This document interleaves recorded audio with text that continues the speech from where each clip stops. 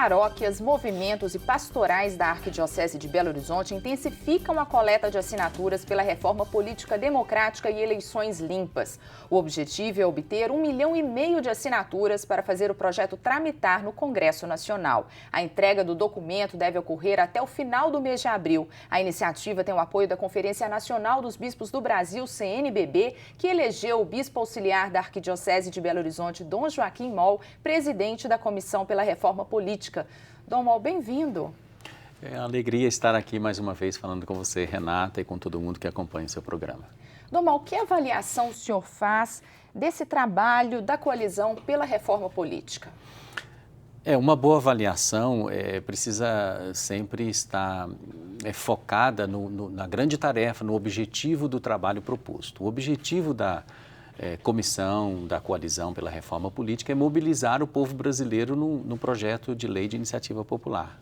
É uma tarefa enorme, é uma tarefa sem proporção. E tem mobilizado, Exatamente. Né? Então, olhando esta grande tarefa, eu penso que a coalizão tem conseguido sim, porque este assunto está na pauta do país, pode observar bem as discussões em todos os âmbitos políticos.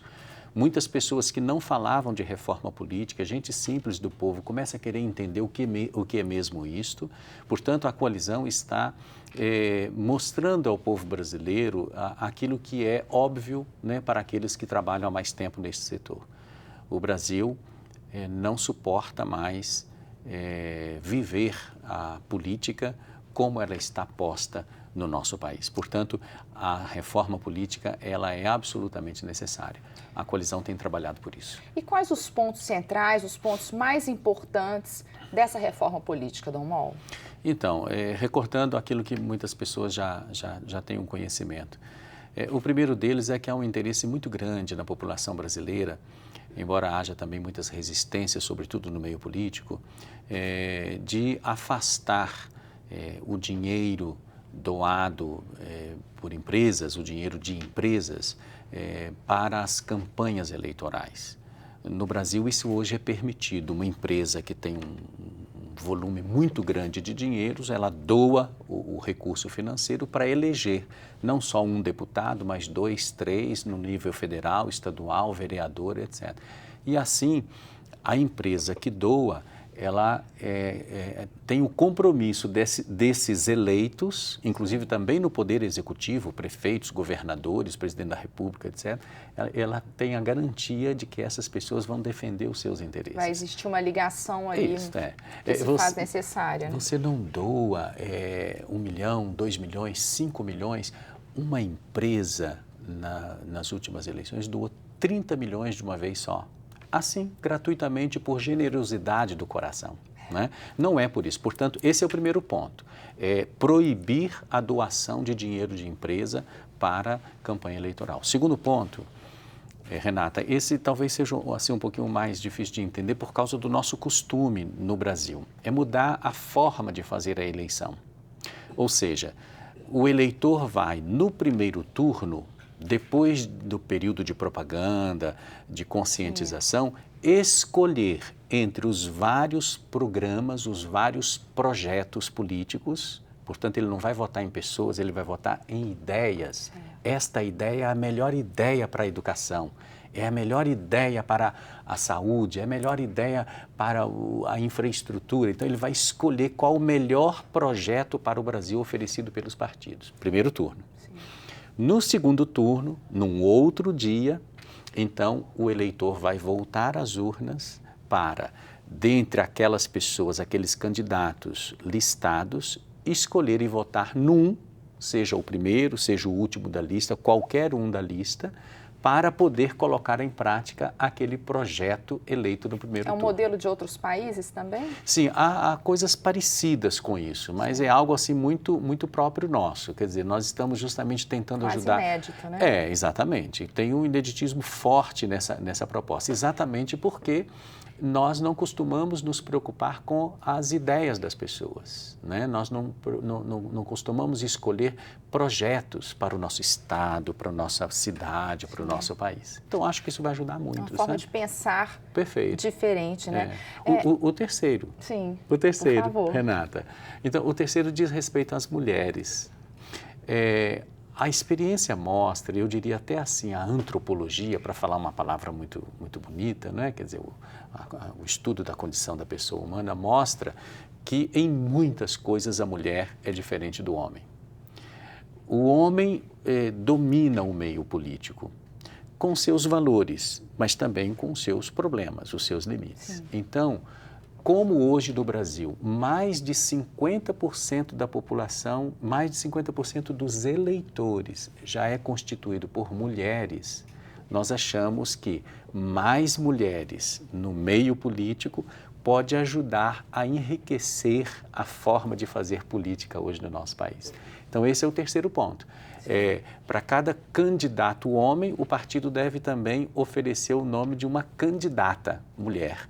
Dom Mauro, a corrupção, infelizmente, está na ordem do dia, né? O que seria preciso para evitá-la, na opinião do senhor? Olha, esse é um ponto assim muito delicado e muito importante. Porque talvez devêssemos ir mais profundamente nessa questão. A primeira coisa a evitar é a gente estabelecer o que não é fácil de ser feito. Talvez precisemos de vários anos, quem sabe até várias décadas, né? Estabelecer uma cultura da honestidade, uma cultura da ética, da moral, uma cultura da retidão. E o que é estabelecer uma cultura? É preparar as pessoas desde cedo, desde crianças, quem sabe no ventre materno já, com o cuidado que a mãe precisa ter e ajudando as pessoas a entenderem que um grande valor da vida humana é ser correto. É a honestidade. É ser honesto, é não aceitar nenhuma proposta, ainda mais, muito menos algum ato de corrupção na sua própria vida. Então, esse é o primeiro ponto. Então, para acabar com a corrupção, não adianta agora simplesmente fazer várias leis. É preciso estabelecer uma outra cultura. E aí a escola, as famílias, tudo tem a ver na construção desse outro ser humano, desse ser humano mais planificado.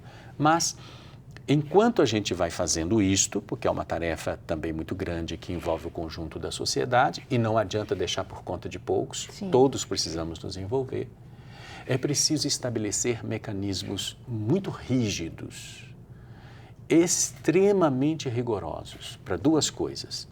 A fiscalização, portanto, todo mundo de olho, mecanismos de vigilância, de fiscalização, então tem que ser muito rígido, e muito rígido na punição. Na punição, exatamente. Então, a gente tem que vigiar muito para que não haja, mas acontecendo tem que punir severamente. Porque a impunidade motiva outras ações como essa. Exatamente. E esse é um problema do Brasil. Esse é um problema do Brasil, seríssimo. Não é só do Brasil, sabe, Renata? O mundo inteiro tem um pouco disso. O mundo inteiro tem esse problema também, né? Tem.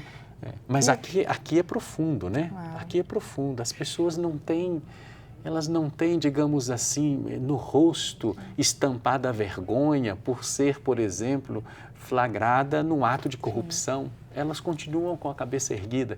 Então, nós precisamos de rigor, muito rigor. Desculpa insistir assim, mas eu acho que esse é o caminho, um rigor extremo, o máximo que for possível, para com todas as pessoas que cedem a atos de corrupção na vida e no mundo político. Com certeza. Dom Mauro, a campanha da Fraternidade 2015 tem como lema "Eu vim para servir", né? Então, como esse lema, essa campanha pode inspirar os políticos, inclusive porque a política é um dos melhores exemplos de servir para o bem comum. Como ela pode inspirar, motivar esses políticos de uma forma positiva, né? Nesse meio que nós estamos. Sim. Este lema "Eu vim para servir", ele foi escolhido por causa do tema da campanha da Fraternidade. O tema da campanha da Fraternidade é refletir e provocar processos de conversão sobre a relação da Igreja com o mundo e a sociedade, para lembrar o Concílio Vaticano II. Até o Concílio Vaticano II, a igreja estava, grosso modo, mais, digamos assim, sem sintonia com a sociedade. O Concílio Vaticano II abre as portas da igreja e coloca a igreja em sintonia com a sociedade. Agora, a igreja está na sociedade para quê? Para servir. Né? Para servir. Porque o papel da igreja não pode ser outro, senão exatamente a missão de Jesus, que veio para servir e não para ser servido. Por isso o cartaz da campanha da fraternidade, todos poderão depois olhar na sua comunidade, na sua paróquia, é o Papa Francisco beijando, não fazendo de conta que está beijando, beijando os pés de uma pessoa, para dizer que a igreja veio para poder lavar os pés das pessoas, servir.